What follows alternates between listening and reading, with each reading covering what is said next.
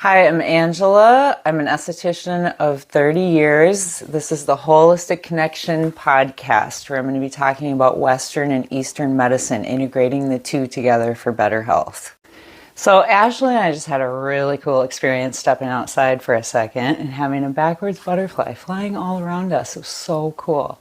This is confirmation that this is going to be really good for a lot of people. We're really excited.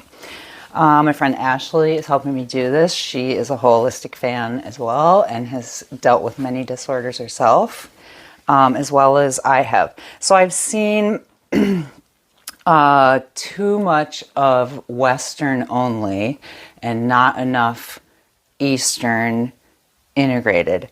Western would be, foods like fast food, cheap food, or the old school food pyramid, for example.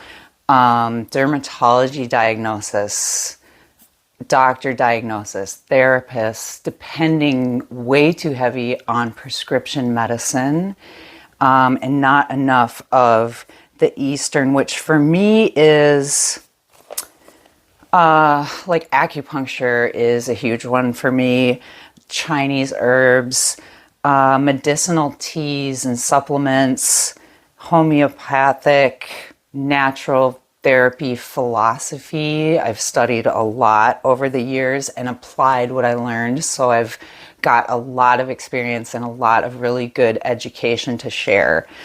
Face mapping and Reiki is my specialty, I would say. And face mapping is kind of like reflexology, where you're kind of seeing like what's going on with the colon and the heart and the lungs through the face. And that is actually how I start all of my facial treatments, is looking at the face for that reason, not just strictly for beauty. People do Botox, they do lifts, they do things, they do retinol, all of these different things, which, I'm okay with. I don't do that. I'm pushing 50 at this point. But there are other ways to address being healthy, and that's holistic, physical, mental, emotional, and spiritual, as well as just physical beauty. It all comes from everywhere, all inside. I'm going to say the reason that I decided to do this and pull myself out of the facial room and share all of my experience and education is because I was diagnosed with metastatic breast cancer that spread to my liver at 48 years old. And I incorporated Eastern medicine first and then Western medicine, and I recovered within a year from both of those. I went into full remission. I didn't have to lose my boobs. I also had severe allergies for my whole life, dealt with eczema, alcoholism. I've been sober for 13 years. I have a son who was diagnosed with ADHD when he was 2. And then we found out he was on the autism spectrum. And so going through that whole thing holistically and with some Western medicine help, he's now 15 and doing really great. He also had asthma, which I took him to an acupuncturist for instead of having to use an inhaler. And that helped treat his lungs really well.